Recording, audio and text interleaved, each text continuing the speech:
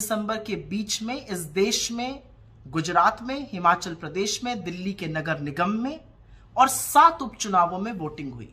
Voting के नतीजे आने के बाद एक बात तो साफ है कि चुनाव के पहले भारतीय जनता पार्टी की सत्ता दिल्ली के एमसीडी पर थी, गुजरात में थी और हिमाचल में थी। भारतीय जनता पार्टी हिमाचल हार गई, दिल्ली नगर निगम हार गई, 7 उपचुनावों में से 5 उपचुनाव हार गई और एक गुजरात जरूर जीता। तो हार और जीत का जो रेशियो है वो 3:1 का है। हारी है उपचुनाव हिमाचल और दिल्ली एमसीडी, जीती है गुजरात। गुजरात की प्रचंड जीत है, बिल्कुल प्रचंड जीत है, उसकी बधाई देते हैं। लेकिन क्योंकि गुजरात की जीत का सेहरा मोदी जी के सिर पर बांधा जा रहा है, तो यह भी बोला जाएगा कि गुजरात में चुनाव जीतने के बावजूद भी स्थिति जस की तस है। 40 लाख लोग बेरोजगार हैं, 1.5 लाख परिवार गरीबी की सीमा रेखा के नीचे हैं, 22 पेपर लीक हुए हैं, 150 लोगों की मौत का कारण क्या था मोरबी में, कौन गुनहगार है, ये किसी को पता ही नहीं है। महंगाई से लोग जूझ रहे हैं, बेरोजगारी से लोग जूझ रहे हैं, वो स्थिति जस की तस बनी हुई है। पर क्योंकि सेहरा मोदी जी को बांधा जा रहा है, ये सवाल पूछे जाएंगे। खैर, अब आते हैं हिमाचल पर। देवभूमि की देवतुल्य जनता ने हमको अपना आशीर्वाद दिया है, 40 सीटों से बढ़िया बहुमत हासिल किया है। भाजपा की सिर्फ 18 सीटें ही नहीं कम हुई हैं, 6% वोट में भी गिरावट आई है। हमने तो खैर चुनाव मूल मुद्दों पर लड़ा था, चाहे वो पुरानी पेंशन स्कीम हो, अग्निवीर की खिलाफत हो, सेब बागानों की बात हो और बेरोजगारी से जूझते लोगों को राहत देने की बात हो। लेकिन सवाल यह जरूर बनता है कि हिमाचल का चुनाव भी मोदी जी ने अपने ही चेहरे पर वोट मांगा था, अपनी आत्मीयता बताते थे हिमाचल से, तो ठीकरा उनके सर पे क्यों नहीं फोड़ा जा रहा है? और तो और भाजपा के राष्ट्रीय अध्यक्ष श्री जेपी नड्डा जी का तो ये गृह राज्य क्षेत्र है, उन्होंने बड़ी मनमानी से इधर उधर टिकट बांटे थे। तो जीत का सेहरा गुजरात में मोदी जी पर, यहां पर ठीकरा फोड़ा जाएगा किसी छोटे नेता पर। खैर, कोई बात नहीं। अब बात करते हैं इस चुनाव में आम आदमी पार्टी की भूमिका की।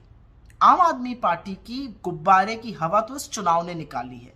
अरविंद केजरीवाल जी भविष्यवाणी करने वाले ज्ञाता बन गए थे, अखबार पे, पेपर पे लिख कर देते थे कितनी सीटें आएंगी।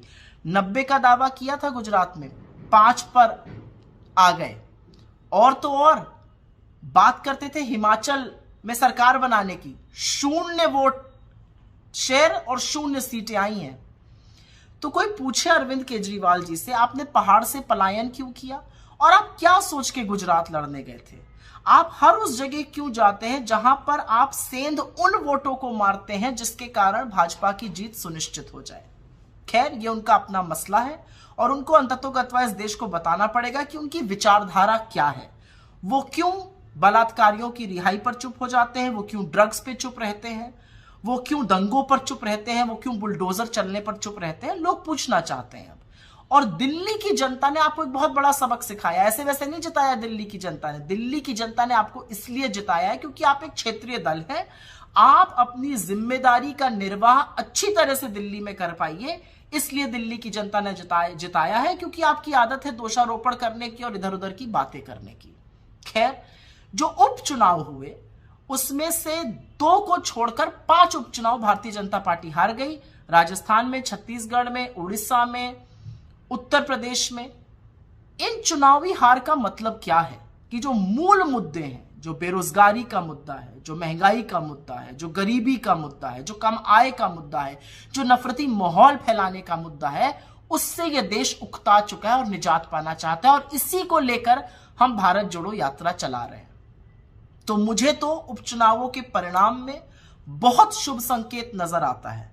अगर आप वाकई में देखिए तो गुजरात के बाहर इस देश ने भारतीय जनता पार्टी को नकार दिया है और इसी के कारण भारतीय जनता पार्टी के मुख्यालय पर जो बढ़िया जश्न मनाया जा रहा है, वो एक्चुअली भ्रमजाल फैलाने का काम है।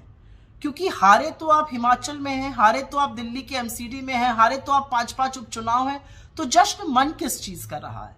खैर, ये उनका मतलब है, ये उनकी बात है, वो जैसा चाहे करे। हम तो जिस जनता ने हमें हिमाचल में जिताया उसका अभिवादन करते हैं और गुजरात की जनता को ये विश्वास दिलाते हैं कि एक नई परिकल्पना से, एक नई सोच से, एक नए तरीके से आपसे फिर से जुड़ेंगे। आपका विश्वास जब तक हासिल ना कर लें, दोगुनी मेहनत करेंगे और आपका विश्वास हासिल करके ही रहेंगे। बहुत बहुत धन्यवाद। नमस्कार, मैं हूं देवकीनंदन मिश्रा। आप देख रहे हैं पब्लिक न्यूज टीवी। अगर आपको हमारा ये वीडियो पसंद आया हो तो इसे लाइक करें और ज्यादा से ज्यादा लोगों तक शेयर करें। हाँ, एक बात और, हमारे इस चैनल को फॉलो करें, सब्सक्राइब करें, ताकि जैसे ही हम कोई नया वीडियो डालते हैं सबसे पहले आप तक वो पहुंचे।